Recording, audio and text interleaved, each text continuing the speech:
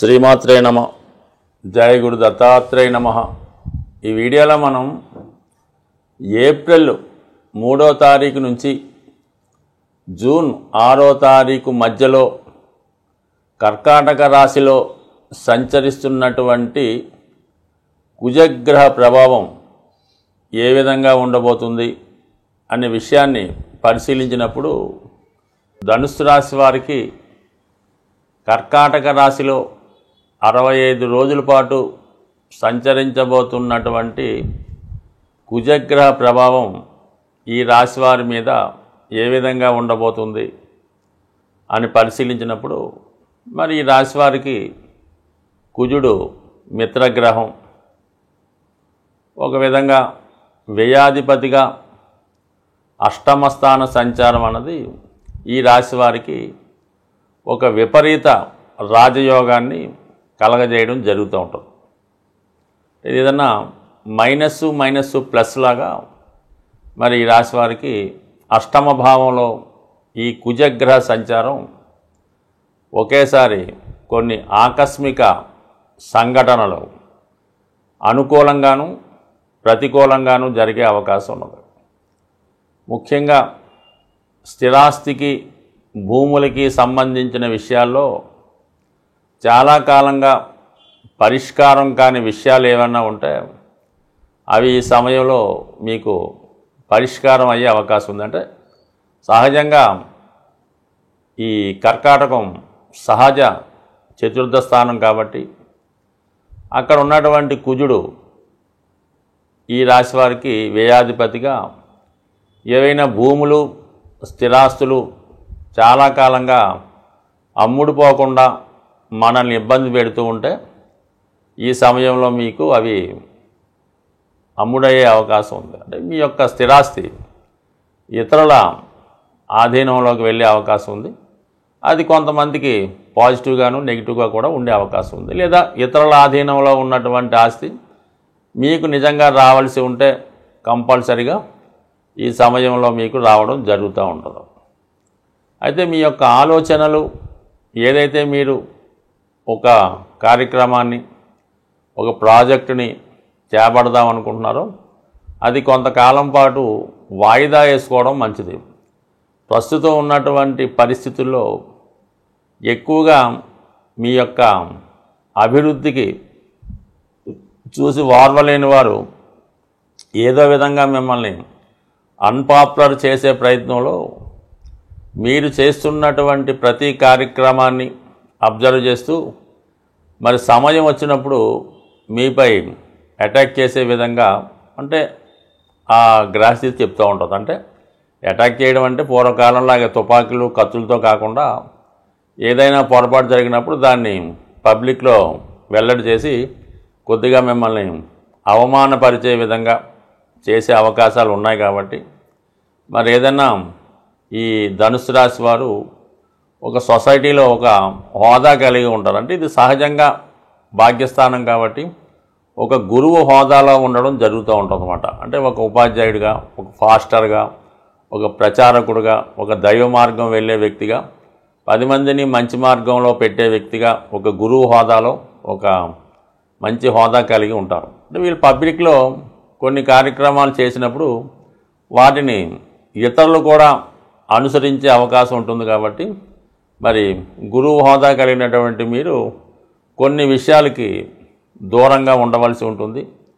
కొన్ని విషయాలు కంపల్సరిగా సమాజం కోసమో చుట్టుపక్కల ఉన్న వారి కోసమో చేయవలసి ఉంటుంది. ముఖ్యంగా ధర్మ కార్యక్రమాలు కరెక్ట్గా నెరవేర్చడం, అలాగే కొన్ని పాటించవలసిన నియమాలు కంపల్సరిగా పాటించవలసి ఉంటుంది.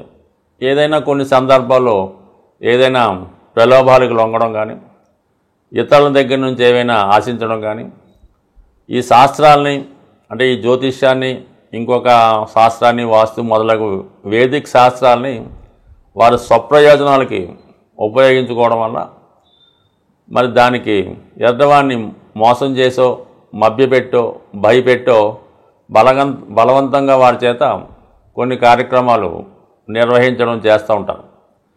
దాని ద్వారా వచ్చిన ధనం తాత్కాలికంగా అది ఉపయోగపడినప్పుడు కూడా తర్వాత దాని పర్యవసానం జాతకుడు ఇబ్బంది పడవలసి రావడం, దాని కారణంగా కొంత అప్రతిష్ట పాలవ్వడం, తర్వాత నేమ్ అండ్ ఫేమ్కి ఇబ్బంది కలగడం, సొసైటీలో తన మంచి పేరు పోగొట్టుకొని ఏదో వేరే కార్యక్రమాలు చేసే విధంగా ముద్రపడడం జరుగుతుంటుంది. కాబట్టి మరి ఈ సమయంలో, ఈ కుజగ్రహ సంచార సమయంలో చాలా నిజాయితీగా వ్యవహరిస్తూ స్వప్రయోజనాలే కాకుండా లోక శ్రేయస్సు కోసం, ప్రజా శ్రేయస్సు కోసం పనిచేయడం వల్ల కంపల్సరీగా మీకు తర్వాత ఒక మంచి నేమ్ కలిగే అవకాశం ఉంది.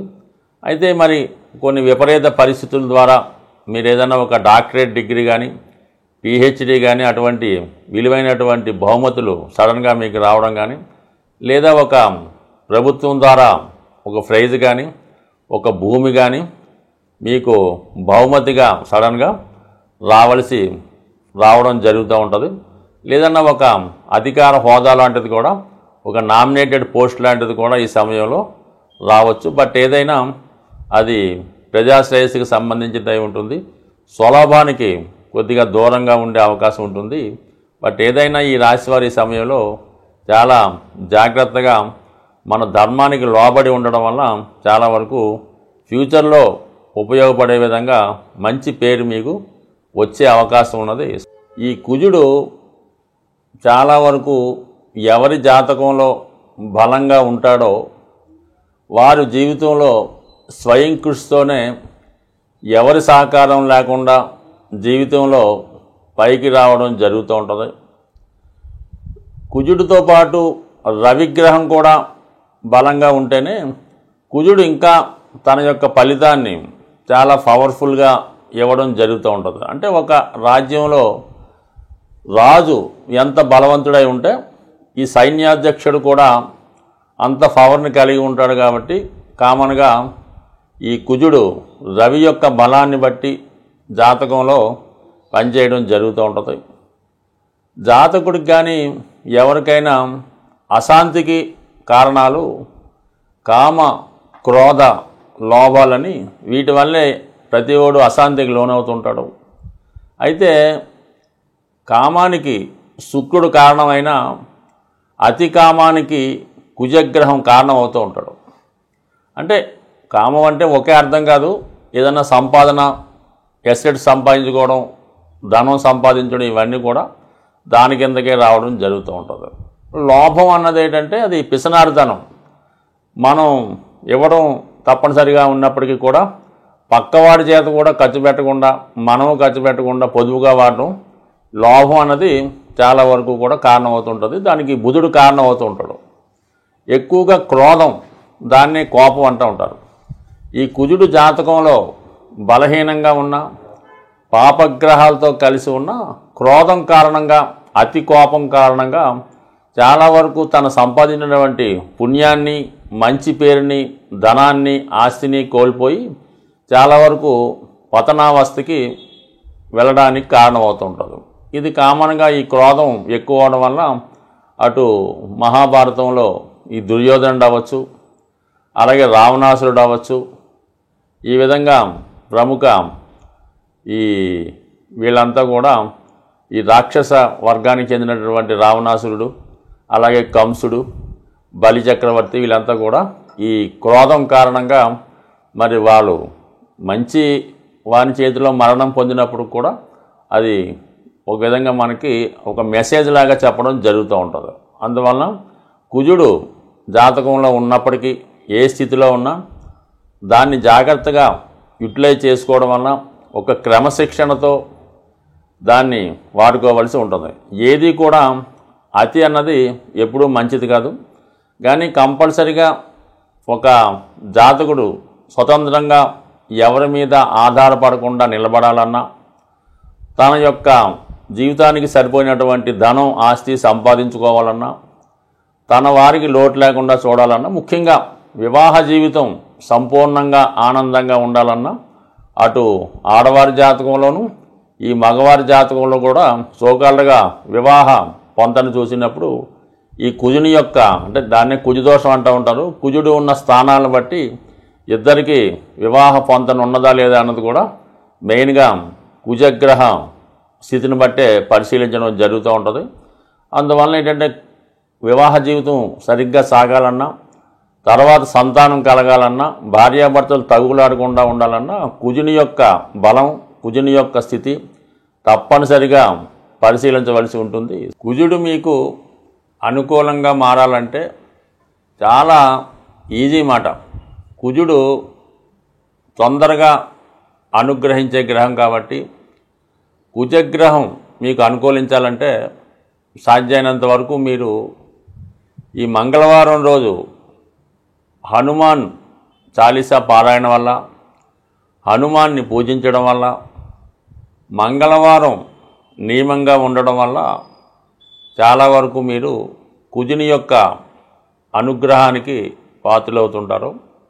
ఇంకో రకంగా కుజుని యొక్క బలం కావాలంటే, ఎనర్జీ కావాలంటే ప్రతిరోజు వ్యాయామం చేయడం వల్ల, నడక రన్నింగు చేయడం వల్ల కుజుడు మీకు ఒక విధమైన శక్తిని, కాన్ఫిడెన్స్ని ఇవ్వడం జరుగుతూ ఉంటుంది.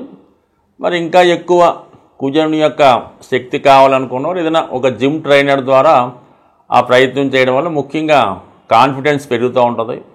ముఖ్యంగా ఎవరైతే నిరుద్యోగులుగా ఉంటారో వాళ్ళు ఏంటంటే ఈ వ్యాయామం, ఫిజికల్ ఫిట్నెస్ ద్వారా చేసుకుంటే అటు ఇంటర్వ్యూలో నెగ్గడానికి కానీ, కాంపిటేటివ్గా ఏ పనైనా చేయడానికి కారణం అవుతూ ఉంటుంది. కాబట్టి యువకులు, ఉత్సాహవంతులు ఆ విధంగా చేయొచ్చు.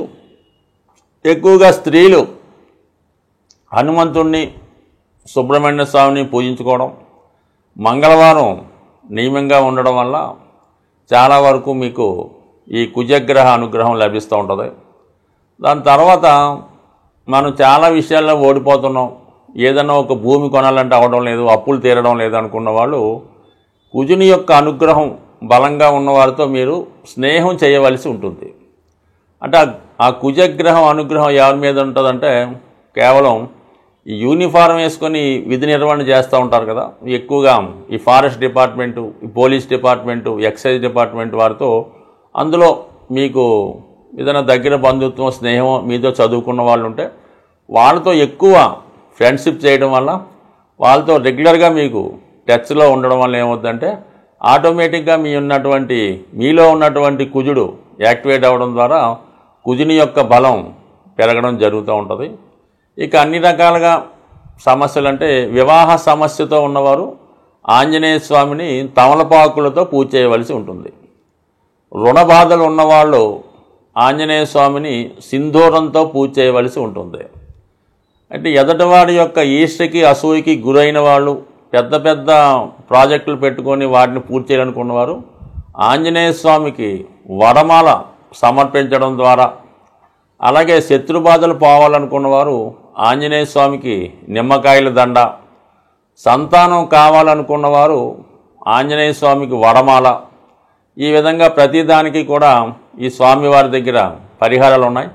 అవి నమ్మకంతో చేయవలసి ఉంటుంది, మన శక్తి కొలది చేయవలసి ఉంటుంది. అంటే శక్తి కొలది అన్నప్పుడు ఎలా ఉంటుందంటే ఏదో చిన్న విద్యార్థి ఉన్నాడు, చాలా బీద కుటుంబం, వాడు ఏదో కొద్దిగా ఒక 21 తమలపాకులతో పూజ చేయనే సరిపోతుంది. మనం బాగా ధనవంతులం, నెలకు 3-4 లక్షలు సంపాదిస్తాం అనుకున్న వాళ్ళు వాడు 108 తమలపాకులు కాకుండా ఒక తమలపాకుల బుట్ట, దాంతో అభిషేకం చేయడం వల్ల, అంటే వాళ్ళ శక్తి కొలది చేయడం అంటే ఇదే అర్థం మాట. దానివల్ల అలా చేయాలి తప్ప అది మనం ఒకరితో పోల్చుకోకుండా మన శక్తి ఎంతవరకు అనుకరిస్తుందో మనస్ఫూర్తిగా ఏదైనా ఇటువంటి పరిహారం మీరు చేయడం వల్ల శీఘ్రంగా మీకు స్వామి యొక్క అనుగ్రహం లభించే అవకాశం ఉంది. బట్ ఏదైనా భూమి దక్కాలంటే ఆంజనేయ స్వామి అనుగ్రహం తప్పనిసరిగా ఉండాలి. కాబట్టి సాధ్యమైనంత వరకు ఈ భూమి కావాలనుకున్న వాళ్ళు ఆంజనేయ స్వామిని పూజించుకోవడం, కుజగ్రహ అనుగ్రహం కోసం మంగళవారం నియమంగా ఉంటూ, మరి ఈ మధ్యకాలంలో వస్తున్నటువంటి ఈ కరుంగలి మాల ధరించడం వల్ల కానీ, 3 ముఖాల రుద్రాక్ష ధరించడం వల్ల కానీ, లేదంటే ఈ పగడం, మంచి జాతి పగడం దొరికినప్పుడు దాన్ని ఉంగరంగా ధరించడం వల్ల కానీ, లేదా ఇవన్నీ కానప్పుడు కాపర్తో తయారు చేసినటువంటి కడియం కానీ ఉంగరం కానీ ధరించడం వల్ల, రాగి గ్లాసులో వాటర్ తాగడం వల్ల, రాగి పాత్రలు ఉపయోగించడం వల్ల కూడా కుజగ్రహ అనుగ్రహం ఉంది. కుజగ్రహం అనుగ్రహం ఉన్నవాడికి రుణాలు అయితే ఉండవు. స్వస్తి.